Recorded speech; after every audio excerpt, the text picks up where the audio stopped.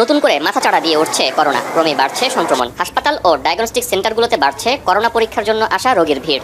আরে এ কি হুনতাছি, দেশে করোনা ভাইরাসের সংখ্যা দিন দিন তো দেখতেছি বাইরেই চলতেছে। অবশ্য করোনা ভাইরাসের সময় সবার ক্ষতি হইলেও লাভ কিন্তু আমারই হয়।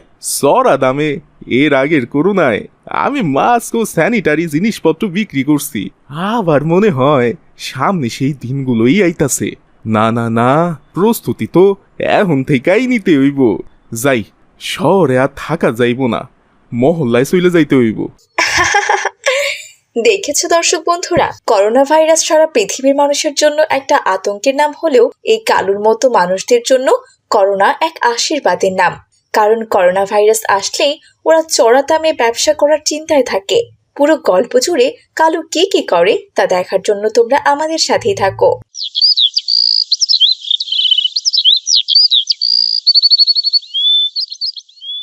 মহল্লায় তো আইলাম, আগে এই করোনা ভাইরাসের আতঙ্ক পুরো মহল্লায় ছড়াইতে হইব। তা না হইলে লোকজনরে তো আর বিশ্বাস করানো যাইব না যে দেশে আবারও করোনার প্রকোপ বাড়তাছে। এর জন্য মোবাইলের এই নিউজটা কাজে লাগাইতে হইব। ও ওই তো ওইখানে দুইজন চাষিরে গল্প করতে দেখতাছি। যাই, প্রথমে ব্যাপারটা ওগরে জানাই, কারণ মাইয়া মানুষ যদি একবার যদি কোনো কথা বিশ্বাস কইরা নেয়, মহল্লায় সেটা ছড়ানোর দায়িত্ব ওরাই নিয়ে নিব, আমার আর পরিশ্রম হইব না। এই কথা বলে কালু চলে গেল সেই দুই মহিলার কাছে আর গিয়ে বলল, এই যে চাচিরা, আসসালামু আলাইকুম, আপনারা কেমন আছেন? ওয়ালাইকুম আসসালাম, আমরা ভালোই আছি, কিন্তু তোমারে তো চিনলাম না বাবা। কি যে কন চাচিরা, আমারে চিনবেন কেমনে? আমি তো আপনাকে মহল্লায় থাকি না, আমি থাকি শহরে। যখন মহল্লার মানুষের আমার খুব দরকার হয় সেই সময় আমি চইলা আসি, এই জন্যে আপনারা আমারে চিনেন না। কি বলো বাবা, বিপদ আমাদের? আমাদের আবার কিসের বিপদ? আমাদের মহল্লাতে তো কোনো বিপদ হয় না। আমরা মহল্লাবাসীরা তো সবাই সুখে শান্তিতে মিলেমিশে বসবাস করছি। আমরা সবাই খুব ভালো আছি বাবা, আমাদের কোনো বিপদ নাই। তুমি হয়তো ভুল শুনছো। আরে কি যে কন না চাচি, বিপদ কি আর সব সময় বইলা কইয়া আসে? আসলে তো ভালোই হইতো, তাইলে তো সবাই আগে থেকে সচেতন হইতে পারতো। বিপদ কখনো বইলা কইয়া আসে না। তবে আর দুই একদিনের মধ্যে আপনাগো মহল্লায় মারাত্মক রকমের বিপদ আইতে যাইতাছে, সেইটা আমি জানি। এইটা তুমি কি বলতেছো বাবা? বিপদ আমাদের মহল্লায় আসবে? কি বিপদ আসবে? করোনা ভাইরাস চাচি, করোনা ভাইরাস নামটা তো শুনছেন নিশ্চয়ই। হ্যাঁ বাবা, নামটা তো অবশ্যই শুনছি। খুব ভয়ঙ্কর রোগ এই করোনা ভাইরাস। এর আগে তো পুরা পৃথিবীর মানুষরে স্তব্ধ কইরা দিছিল। ওই রোগ সবাইরে ঘরে উঠাইছিল। পুরো বাংলাদেশ লকডাউন হয়ে গেছে। আবার সে মারাত্মক ভয়ঙ্কর ভাইরাস আসছে নাকি বাবা? কি যে কন না চাচি, আগে তো করোনা ভাইরাস ছিল এক সাধারণ ভাইরাসের নাম, সেটাই তখন যা ভয়ঙ্কর ছিল। এবার তো করোনা ভাইরাস আরো ভয়ঙ্কর রূপে আসতেছে। এবার যে কি হইব সেইটা একমাত্র আল্লাহই জানে। মনে হইতাছে এবারের করোনা ভাইরাসের হাত থেকে আমরা আর কেউ রক্ষা পাবো না চাচি। কালুর এমন কথা শুনে মহিলা দুজন খুব ভয় পেয়ে গেল। হায় আল্লাহ, এটা কি শুনলাম? করোনা ভাইরাস নাকি আবার আইছে? এবার আমাগো কি হইব? আহা, এত ভাঙ্গা পড়লে তো হইব না চাচি। যেহেতু উপরে আল্লাহ আছেন, তিনি উদ্ধার করব। তবে সচেতন তো আমাদের থাকতেই হইব নাকি? শুনেন, আমি একা মানুষ, আজই শহর থেকে আইছি। মহল্লা সবাইরে জানাইতে আমি একা মানুষ, সবাইরে তো আর জানাইতে পারুম না। এই দেখেন, আমার মোবাইলে একটা ভিডিও আছে, নিউজ ভিডিও। ভিডিওটা দেখলেই বুঝতে পারবেন। এরপর কালু করোনা ভাইরাসের নিউজটা ওই মহিলাদের দেখালো। সোমবার চট্টগ্রামের মিরসরাই উপজেলায় করোনা সংক্রমিত হয়ে ৭৫ বছর বয়সী এক ব্যক্তির মৃত্যুর তথ্য জানিয়েছে সিভিল সার্জনের কার্যালয়। আরে সত্যি তো, দেশের প্রধানতম চ্যানেল যমুনা টেলিভিশনে খবর দেখাইছে। তার মানে তো এই খবর সত্যি। আমি কোনো সংবাদ লোকের মাধ্যমে প্রচার করি না। শোনেন, আপনাদের একটা কাজ আছে, আপনারা তাড়াতাড়ি গিয়া এই খবরটা পুরা মহল্লার মহিলাদের মধ্যে ছড়াইয়া দেন, যাতে কইরা তারা আগে থেকে সচেতন হইতে পারে চাচি। হ্যাঁ হ্যাঁ, ঠিকই বলছো বাবা। এই হালিমা ভাবি, তাড়াতাড়ি চলো। এরপর মহিলা দুজন সেখান থেকে দ্রুত চলে গেল। তারা চলে যাওয়ার পর কালু বলল, কাজ হইয়া গেছে, একদম সঠিক জায়গায় দাদিয়া কোপ মারছি। মহিলা মানুষ, এবার এই কথা পুরো মহল্লার সকল মহিলাদের কাছে ছড়ায়া দিব। এখন পুরুষদের মধ্যে কাউরে কইতে হইব, তারপর বাচ্চাদের। এরপর কালু আবারও সামনের দিকে হাঁটতে শুরু করলো। আর কিছু দূর হাঁটতেই সে দেখলো আব্দুল্লাহ আর রমজান ব্যাপারী দুজনে গল্প করছে। কি ব্যাপার আব্দুল্লাহ ভাই, তোমার দোকান কেমন চলছে? এই তো ব্যাপারী সাহেব, মোটামুটি কোন রকম পরিবার নিয়ে খেয়ে পরে বেঁচে আছি আর কি। আপনার মতো তো হতে পারলাম না। আপনি মস্ত বড় ব্যাপারী মানুষ, কত কত ব্যবসা আপনার। এত ব্যবসা কি আর আমার অ্যাডমিনে হয়েছে আব্দুল্লাহ ভাই? এর পিছনে কত পরিশ্রম করতে হয়েছে, তারপর না হয়েছে। তার উপর আবার 2 বছর করোনার ধারটা গেছে, এখনো সামলে উঠতে পারি নাই। ব্যবসা নিয়ে মোটামুটি এখনো অনেক ঝুঁকি আর লোকসানের মধ্যে আছি। আস্তে আস্তে চেষ্টা করতেছি ব্যবসাটা বাড়ানোর। আরে আরে, ওই তো পাইছি, ব্যাপারী চাচা আর আব্দুল্লাহ চাচারে দুইজনে মনে হয় ব্যবসা সম্পর্কে আলোচনা করতেছে। এই তো সুযোগ, যাই তাড়াতাড়ি গিয়া করোনার কথাটা কই। এরাই এই খবর পুরো মহল্লায় ছড়াইয়া দিব। আসসালামু আলাইকুম চাচা জানরা, আপনারা কেমন আছেন? ওয়ালাইকুম আসসালাম। আরে তুমি কালো না, মহল্লায় চুরি করতে গিয়ে ধরা পইরা মহল্লার লোকজমের মার খেয়ে শহরে গেছিলা, তা আবার কোন দিন আসলা তুমি? আরে কি যে কোন ব্যাপারী চাচা, চুরি করার মানুষ আমি?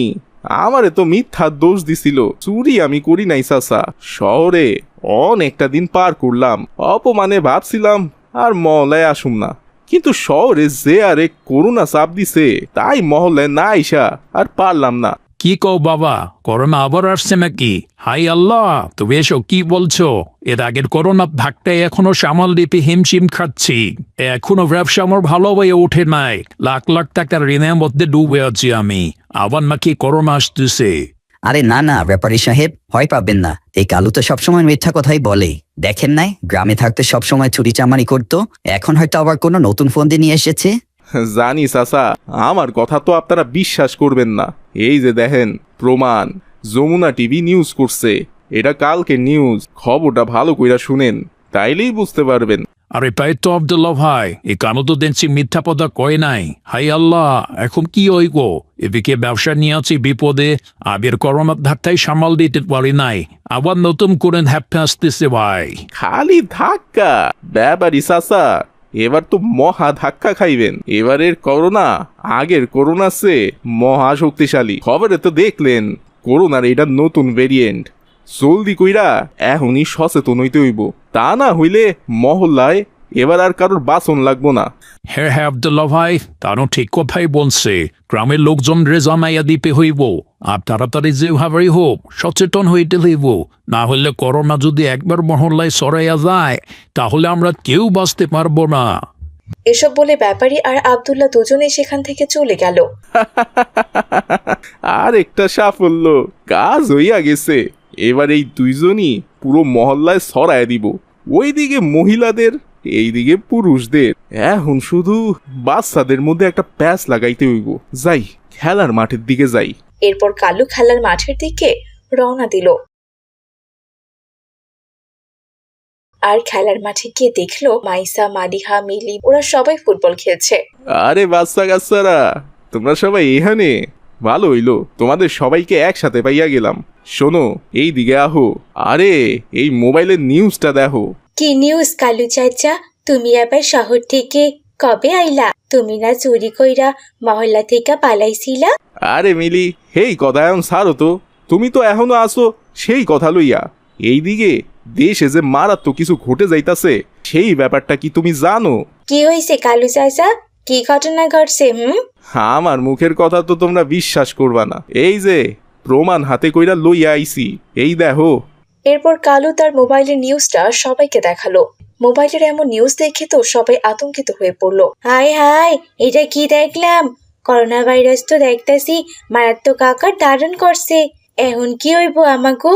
আমরা কি তাইলে আর আগের মতো খেলা করতে পারুম না? স্কুলে যাইতে পারুম না? আবার কি আমাগো দেশে লকডাউন হইব নাকি? হ হ, সমস্ত কিছু আবার আগের মতো বন্ধ হইয়া যাইব। তাই ভালোই কইতাছি, সবাই আগের মতো সচেতন হইয়া যাও। এরপর বাচ্চারা হই হুল্লোড় করে সেখান থেকে চলে গেল। এদিকে সবাই চলে যাওয়ার পর কালু বলল, যাক, কাজ হইয়া গেছে। এখন আমার ব্যবসার কাজ শুরু করতে হইব। যাই, এখন শহর থেকে কম দামে মাছ কাজ স্যানিটারি জিনিসপত্র নিয়ে আহি। এরপর কালু শহর থেকে পাইকারি দামে মাস্ক, স্যানিটারি জিনিসপত্র নিয়ে এসে সবার মধ্যে বেশি দামে বিক্রি করতে লাগলো। এ মাস্ক লও, মাস্ক আর হাত ধোয়ার স্যানিটারি নাও। দেশে করোনা ভাইরাসের প্রকোপ বাইরা যাইতাছে। সারা দেশে মাস্ক আর স্যানিটারি জিনিসপত্রের দামও বাইরা গেছে, আরো বাড়বো। তাড়াতাড়ি এখনই কিনা রাখো, নিয়া যাও সবাই। এরপর কালুর কাছ থেকে সবাই বেশি দাম দিয়ে লাইন ধরে মাস্ক আর স্যানিটারি জিনিসপত্র কিনতে লাগলো।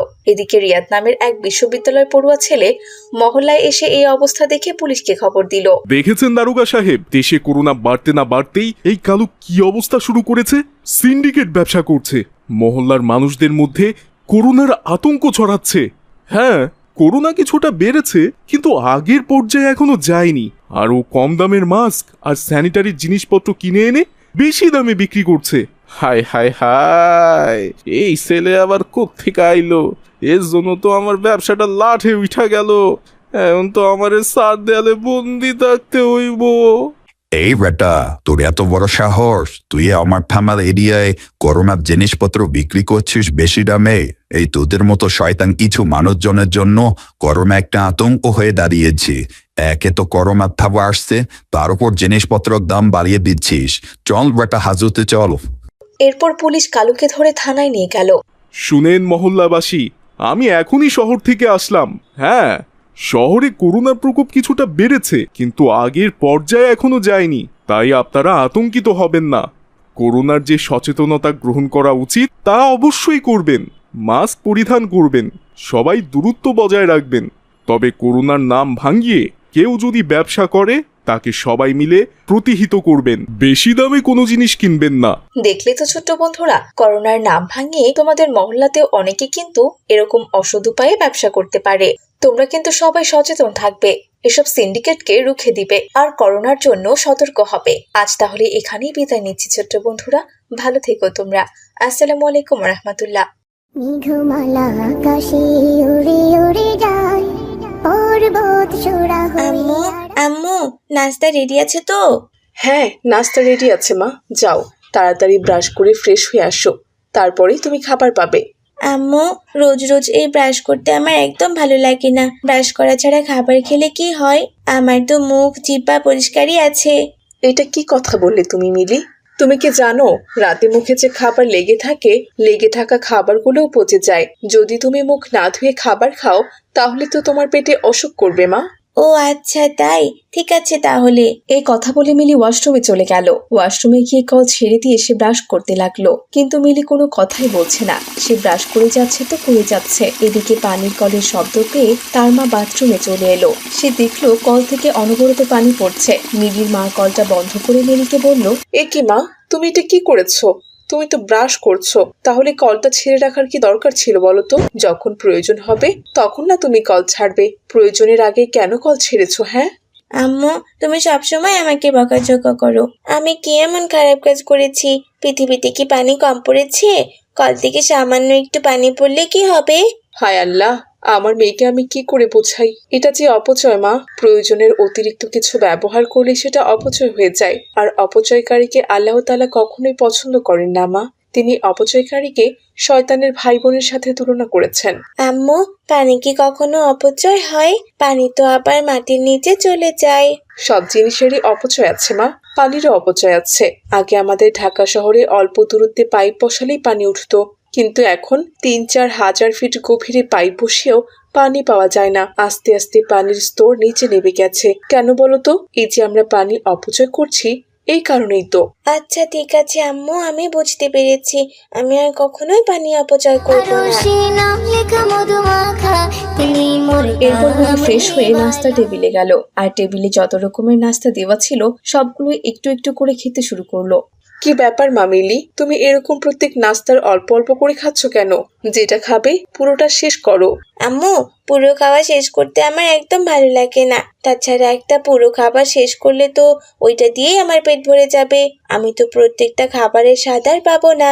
এজন্য আমি অল্প অল্প করে সবটা থেকে খাবার খাচ্ছি। তোমাকে তাহলে আমি এতক্ষণ ধরে কি বোঝালাম মা? এটাকেই তো অপচয় বলা হয়। এই যে তুমি সব সময় খাবার একটু একটু করে খাচ্ছ, তোমার এটো খাবার তাহলে কে খাবে বলো তো?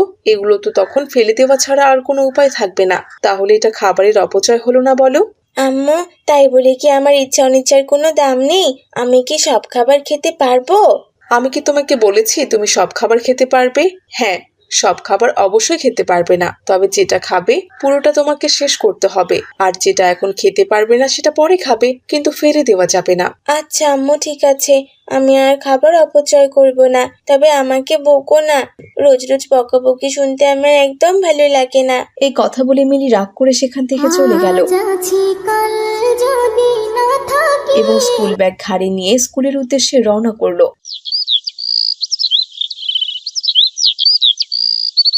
স্কুলে গিয়ে মিলি তার হোমওয়ার্কের খাতা ম্যাডামের কাছে জমা দিল। ম্যাডাম তার হোমওয়ার্কের খাতা দেখে মিলিকে বলল, কি ব্যাপার মিলি, এটা তুমি করেছো? তুমি তোমার হাতের লেখাগুলো এত ফাঁকা করে লিখেছো কেন? আবার দেখছি পৃষ্ঠার এক পাশে লিখেছো, অন্য পাশে লেখোনি, ব্যাপারটা কি? হ্যাঁ ম্যাডাম, খাতায় আমার একটু ফাঁক ফাঁক করে লিখতেই ভালো লাগে, আর খাতার পৃষ্ঠার দুই পাশে লিখতে আমার একদম ভালো লাগে না, তাই আমি লিখেছি।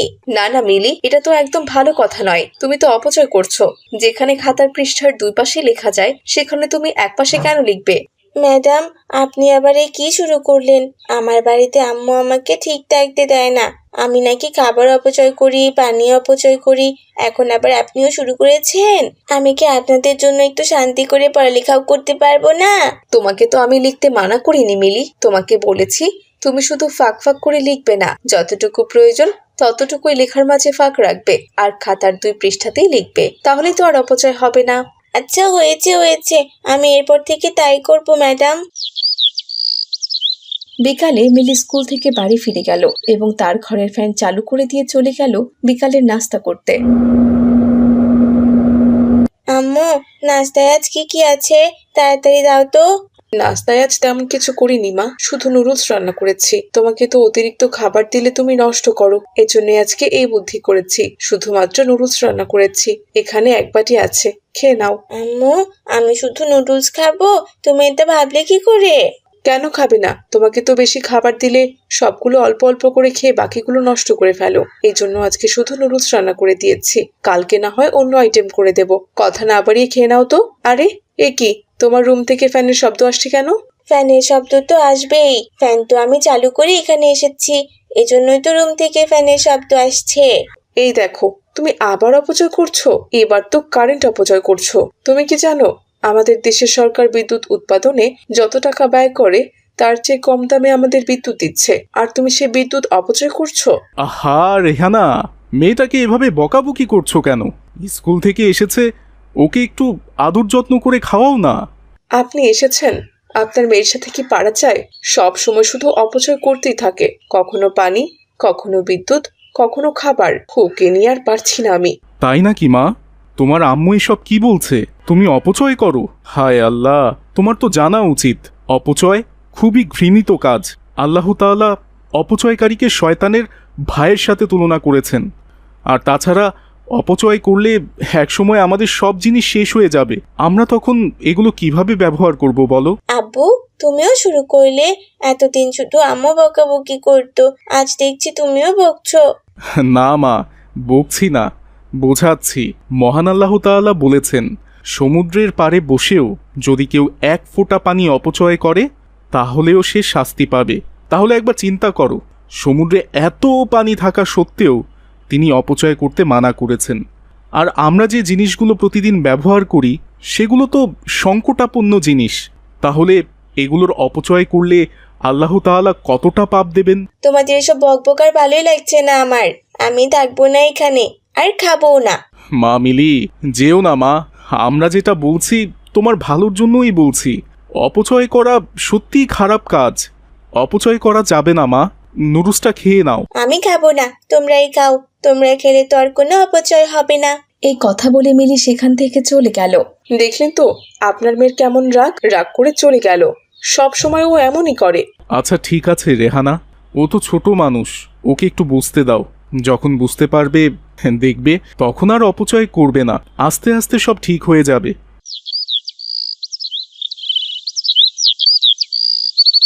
এরপর রাতে মিলি ঘুমিয়ে পড়ল। সে স্বপ্নে দেখলো দুনিয়াতে সবকিছুর সংকট দেখা দিয়েছে। সে ঠিকভাবে বিদ্যুৎ পাচ্ছে না, অন্ধকারে থাকতে হচ্ছে, কোনো খাবার পাচ্ছে না, শুধু পানি খেয়ে থাকছে, এমনকি পড়ালেখার জন্য খাতাও পাচ্ছে না। কারেন্ট কোথায়? ফ্যান চলছে না কেন? কেউ তো বলো, পানি নেই কেন? কিছুই তো বুঝতে পারছি না, হঠাৎ এমন হলো কেন? এসব বলতে বলতে মিলি চিৎকার করে উঠল। তখন মিলির বাবা মা মিলি রুমে গিয়ে বলল, কি হয়েছে মা মিলি? তুমি এমন করছো কেন? কি হয়েছে বলো?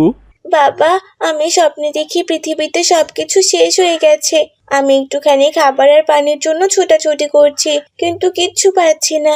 বিদ্যুৎও নেই, ফ্যানও চলছে না। কি গরম, কি ভয়ানক যন্ত্রণার মধ্যে যে ছিলাম। হ্যাঁ মা, তোমাকে তো বলেছিলাম অপচয় কতটা ঘৃণিত কাজ। এখন তুমি বুঝতে পারছো তো পৃথিবীতে এসব আল্লাহ তাআলার নিয়ামত। যদি এগুলো শেষ হয়ে যায় তাহলে আমাদের কত কষ্ট হবে। তাই আমাদের উচিত সীমিত আকারে ব্যবহার করা, প্রয়োজনের অতিরিক্ত কিছুই ব্যবহার না করা। আল্লাহ তাআলা এগুলো আমাদের মানুষের জন্যই দিয়েছেন। আমরা এগুলো সঠিকভাবে ব্যবহার করলে তাহলে তো আর অপচয় হবে না। হ্যাঁ, ঠিক বলেছ, আমি ভুল করেছি। আমি আর কোনোদিনও কোনো কিছু অপচয় করব না। আমার যতটুকু প্রয়োজন আমি ততটুকুই ব্যবহার করব। দেখেছো রেহানা, তোমাকে বলেছিলাম না আমার মেয়ে একদিন ঠিকই বুঝতে পারবে। দেখো আজ সে সবকিছু বুঝে ফেলেছে। আল্লাহ তাআলাই তাকে বুঝ দিয়েছেন। আল্লাহর কাছে শুক্রিয়া, আজ আমি খুব খুশি। আমার মেয়ে ওর ভুল বুঝতে পেরেছে। ঠিক আছে মা, আমি অনেক খুশি হয়েছি। সারা জীবন এমনই থাকবে, আর কোনোদিন কোনো কিছু অপচয় করবে না।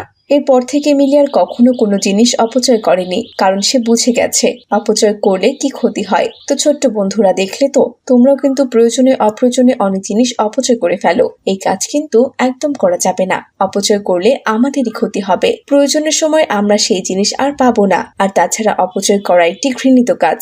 আমরা সবসময় অপচয় থেকে দূরে থাকবো, তাহলে আমরা আল্লাহ তাআলার প্রিয় বান্দা হতে পারবো। আজ তাহলে এখানেই বিদায় নিচ্ছি ছোট্ট বন্ধুরা, ভালো থেকো তোমরা। আসসালামু আলাইকুম রাহমাতুল্লাহ।